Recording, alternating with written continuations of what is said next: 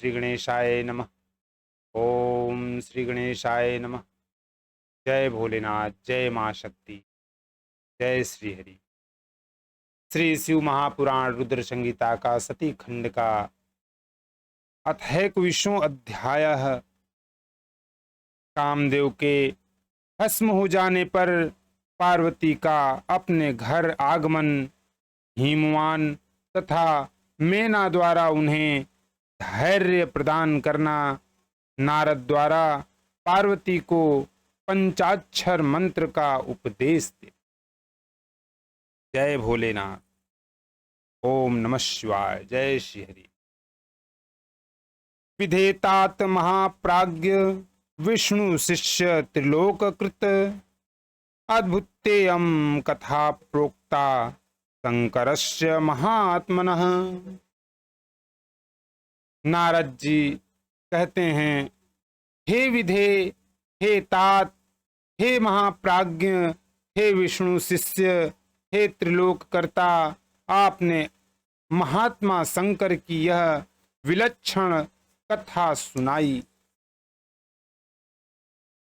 भस्मीभूते समरे शंभु तृतीय नयनाग्निना, तस्मिन् प्रवृष्टे जलधौ वद त्वं कृमद्भुक्ततः। शिव के तृतीय नेत्र की अग्नि से कामदेव के भस्म हो जाने पर और पुनः उस अग्नि के समुद्र में प्रवेश कर जाने पर फिर क्या हुआ? किम चकार ततो देवी पार्वती कुधरात्मजा, गता कुत्र सखिभ्याम सा तद्वद्वाग्द दयानिधे। तदंतर हिमालय पुत्री पार्वती देवी ने क्या किया और वे अपनी दोनों सखियों के साथ कहाँ गईं? हे दयानिधे, अब आप इसे बताइए। शृणुतात महाप्राज्ञ चरितम शशिमौलिनः, महोत्तिकारकस्यैव स्वामिनो मम चादरात्व। भगवान ब्रह्मा जी कहते हैं, हे नारद, हे तात, हे महाप्राज्ञ, अब आप महान लीला करने वाले मेरे स्वामी चंद्रशेखर के चरित्र को आदर पूर्वक सुनिए। भगवान शंकर के नेत्र से उत्पन्न हुई अग्नि ने जब कामदेव को जला दिया, तब महान अद्भुत महाशब्द प्रकट हुआ, जिससे आकाश पूर्ण रूप से गूंज उठा। यदादहच्छ भूनेत्रोद्भवो हि मदनं शुचिः, महाशब्दो अद्भुतो अद्भुतेनाकाश प्रपूरितः। तेन शब्देन महता कामं दग्धं समीक्ष्य च, सखिभ्यां सह भीता शाययो स्वगृहमाकुला।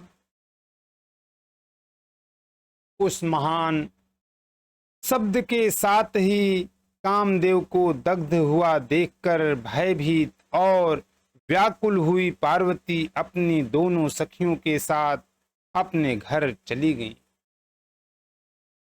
तेन शब्देन हिमवान परिवार सम्मवित, विस्मितो अभूद दिविक्लिष्ट सुतां स्मृत्वा गतां ततः।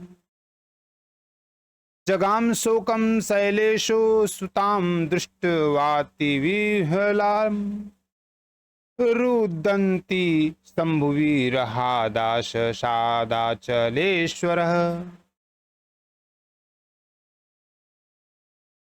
आसाद पाणिनां तस्या मार्जयन्नयनद्वयं, मा विभिः शिवे अरोदीर्युक्त त्वां ता तदाग्रहित।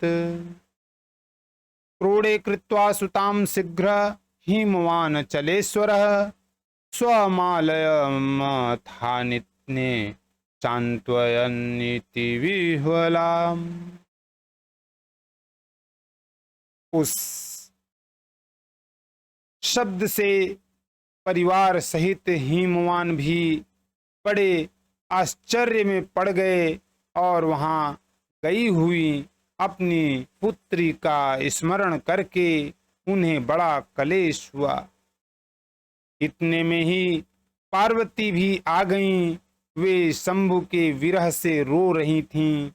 अपनी पुत्री को अत्यंत विहल देखकर शैलराज हिमवान को बड़ा शोक हुआ और वे शीघ्र ही उनके पास पहुंचे। वे हाथ से उनकी दोनों आंखों को पोंछकर बोले, हे शिवे, डरो मत, रो मत। ऐसा कहकर उन्हें पकड़ लिया। इसके बाद पर्वतराज हिमवान ने अत्यंत विहल हुई पुत्री पार्वती को शीघ्र ही गोद में उठा लिया और वे उन्हें सांत्वना देते हुए अपने घर ले आए। अंतर्हिते स्मरम दग्ध्वा हरे तद्विरहाच्छिवा विकलाभुद्व भृशं सावय लेभे शर्म न कुत्रचित्। कामदेव का दाह करके महादेव जी के अंतर ध्यान हो जाने पर उनके विरह से पार्वती अत्यंत व्याकुल हो गईं और उन्हें कहीं भी शांति नहीं मिल रही थी। पितुर्गृहं तदा गत्वा मिलित्वा मातरं शिवा पुनर्जातं तदा मेने स्वात्मानं साधारात्मजा।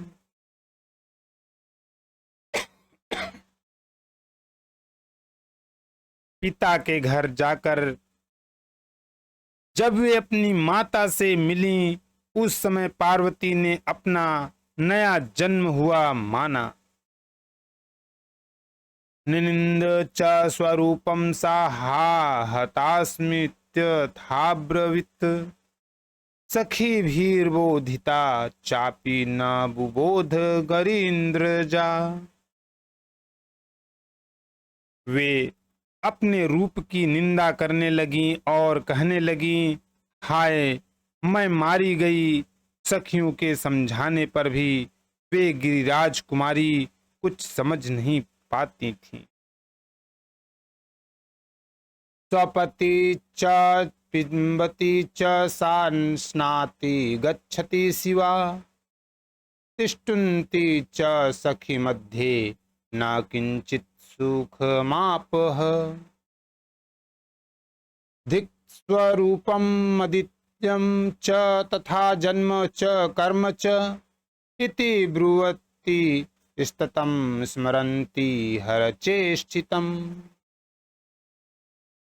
वे सोते जागते खाते पीते नहाते धोते चलते फिरते और सखियों के बीच में बैठते समय किंचन मात्र भी सुख का अनुभव नहीं करती थीं। मेरे स्वरूप जन्म तथा कर्म को धिक्कार है, ऐसा कहती हुई वे सदा महादेव जी की प्रत्येक चेष्टा का चिंतन करती रहती थीं। एवं सा पार्वती शंभुवीर हाथ क्लिष्ट मानसा सुखम न लेभे किंचिद्वा ब्रवीच्छिव शिवेति च। इस प्रकार वे पार्वती भगवान शिव के विरह से मन ही मन अत्यंत क्लेश का अनुभव करती और किंचन मात्र भी सुख नहीं पाती थीं। वे सदा शिव शिव कहा करती थीं।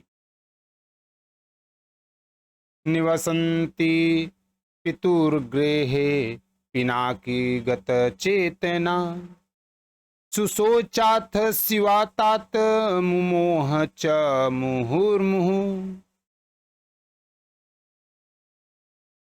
पिता के घर में रहकर भी वे चित्त से पिनाक पाणी भगवान शंकर के पास पहुंची रहती थीं। हे तात, शिवा शोक मग्न हो बारंबार मूर्छित हो जाती थी।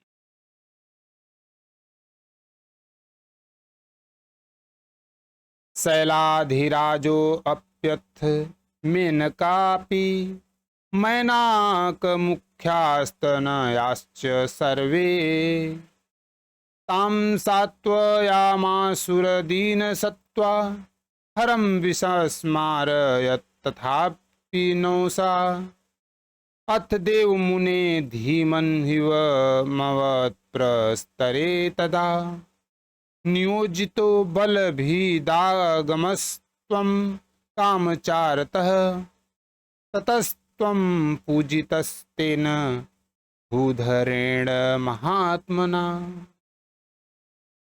कुशलं पृष्ट्वास्तं वे तदाविष्टो वरासने ततः प्रोवाच शैलेशः कन्याचरितमादितः हर्षेवान्वितं कामदहनं च हरिणः। शैलराज हिमवान उनकी पत्नी मेनका तथा उनके मैनाक आदि सभी पुत्र जो बड़े उदार चित्त थे उन्हें सदा सांत्वना देते रहते थे। तथापि वे भगवान शंकर को भूल न सकीं। हे बुद्धिमान देवर्षे, तदंतर एक दिन इंद्र की प्रेरणा से इच्छानुसार घूमते हुए आप हिमालय पर्वत पर पहुँचे। उस समय महात्मा हिमवान ने आपका सत्कार किया। तब आप उनके द्वारा दिए हुए उत्तम आसन पर बैठकर उनसे कुशल पूछने लगे।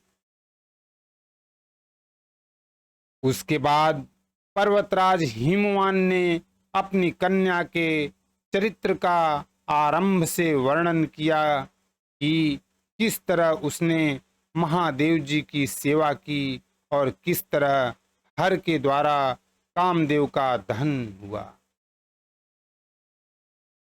श्रुत्वावोचो मुने त्वं तु तं शैलेशं शिवं भज तमामं त्रयोदत्तिष्ठ सत्वं संस्मृत्य मनसा शिवं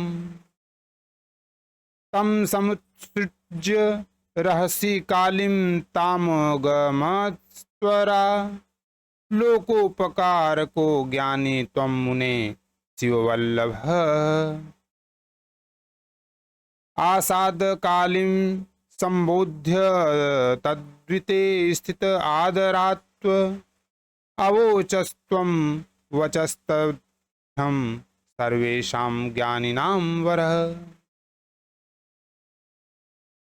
हे मुने, यह सब सुनकर आपने गिरिराज से कहा, हे शैलेश्वर, भगवान शिव का भजन कीजिए। फिर उनसे विदा लेकर आप उठे और मन ही मन शिव का स्मरण कर शैल राज्य को छोड़कर शीघ्र ही एकांत में काली के पास आ गए। हे मुने, आप लोकोपकारी ज्ञानी तथा शिव के प्रिय भक्त हैं, ज्ञानियों में श्रेष्ठ हैं। अतः काली के समीप जाकर उसे संबोधित करके उसी के हित में स्थित हो उससे आदर पूर्वक यह वचन कहने लगे। शृणु काली वचो में ही सत्यम वच्मि दयारतः सर्वथा ते हितकरम निर्विकारम सुकामद। भगवान नारद जी कहते हैं, हे काली, तुम मेरी बात सुनो। मैं दयावश यह सत्य बात कह रहा हूँ। मेरा वचन तुम्हारे लिए सर्वथा हितकर, निर्दोष तथा उत्तम। सोतीतस्व महादेवस्त्व एह तपसा विना गर्ववत्या यद्वद्भ सिद्धीनानुग्रहकारकः विरक्तश्च स ते स्वामी महायोगी महेश्वरः विसृष्टवांसमरं दग्ध्वा त्वां शिवे भक्तवत्सलः। वस्तुओं को देने वाला होगा। तुमने यहाँ महादेव जी की सेवा अवश्य की थी, परंतु बिना तपस्या के गर्वयुक्त होकर की थी। दोनों पर अनुग्रह करने वाले शिव ने तुम्हारे उसी गर्व को नष्ट किया है। हे शिवे, तुम्हारे स्वामी महेश्वर विरक्त और महायोगी हैं। उन भक्तवत्सल ने कामदेव को जलाकर तुम्हें सकुशल छोड़ दिया है। तस्मात् त्वं सुतपोक्युक्ता चिरमाराधयेश्वरं तपसा संस्कृतां रुद्धः स द्वितीयां करिष्यति। त्वं चापि शंकरं शंभुं न त्यक्ष्यसि कदाचन नान्यं पतिं हठा देवी ग्रहीष्यसि शिवादृते।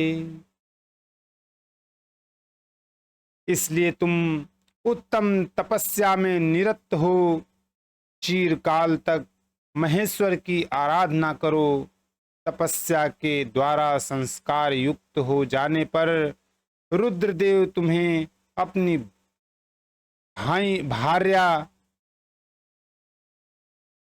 भार्या अवश्य बनाएंगे और तुम भी कभी उन कल्याणकारी शंभु का परित्याग नहीं करोगी।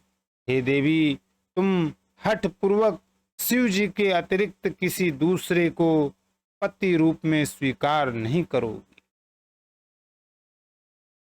इत्याकर्ण्य वचस्ते ही मुने सा भूधरात्मजा किंचिदुच्छ्वासिता काली प्राह त्वां सांचलीर्मुदा। भगवान ब्रह्मा जी कहते हैं, हे मुने, आपकी यह बात सुनकर गिरिराज कुमारी काली कुछ उच्चास लेती हुई हाथ जोड़कर आपसे प्रसन्नता पूर्वक कहने लगी। त्वं तु सर्वज्ञ जगतामुपकारकर प्रभो रुद्रस्याराधनार्थाय मंत्रं देहि मुने हि मे। न सिद्ध्यति क्रिया कापि सर्वेषां सद्वरं विना मया श्रुता पुरा सत्यं श्रुतिरेषां सनातनी।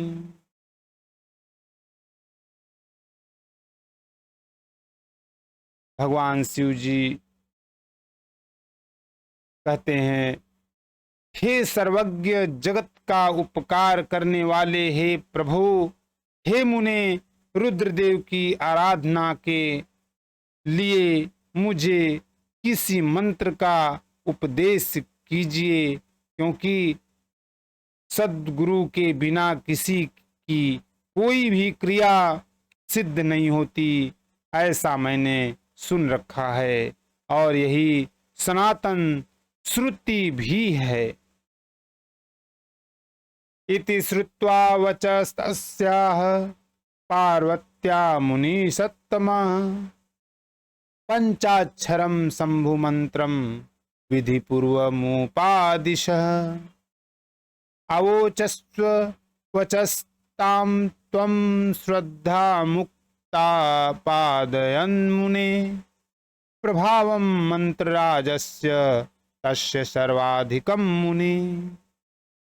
फिर भगवान ब्रह्मा जी कहते हैं नारद जी से, हे नारद, पार्वती का यह वचन सुनकर आप मुनि श्रेष्ठ ने पंचाक्षर मंत्र नमः शिवाय का उन्हें विधि पूर्वक उपदेश दिया और हे मुने, मंत्र राज में श्रद्धा उत्पन्न करने हेतु आपने उसका सबसे अधिक प्रभाव बताया है। हे मुने, आपने उनसे यह वचन कहा। शृणुदेवी मनोरस्य प्रभावं परमाद्भुतम्।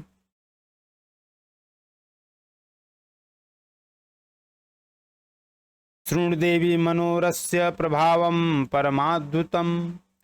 यस्य श्रवणमात्रेण शङ्करः सुप्रसिद्धति। मंत्रो अयं सर्वमन्त्राणामधिराजस्व कामदः। भुक्ति मुक्ति प्रदो अत्यन्तं शङ्करस्य महाप्रियः। सुभगेयेन दत्तेन विधिना सो अचिराद्वद्रुततम्। आराधितस्ते प्रत्यक्षो भविष्यति शिवो ध्रुवम्। भगवान नारद जी ब्रह्मा जी से कहते हैं, माता से कहते हैं, भगवान नारद जी माता से कहते हैं, हे देवी, इस मंत्र के अत्यंत अद्भुत प्रभाव को सुनो, जिसके सुनने मात्र से शंकर परम प्रसन्न हो जाते हैं। यह मंत्र राज्य सब मंत्रों का राजा, मनोवांछित फल प्रदान करने वाला, शंकर को बहुत ही प्रिय तथा साधक को भोग और मोक्ष देने वाला है। हे सौभाग्यशालिनी, इसका विधि पूर्वक जप करने से तुम्हारे द्वारा आराधित हुए भगवान शिव अवश्य और शीघ्र ही तुम्हारी आंखों के सामने प्रकट हो जाएंगे।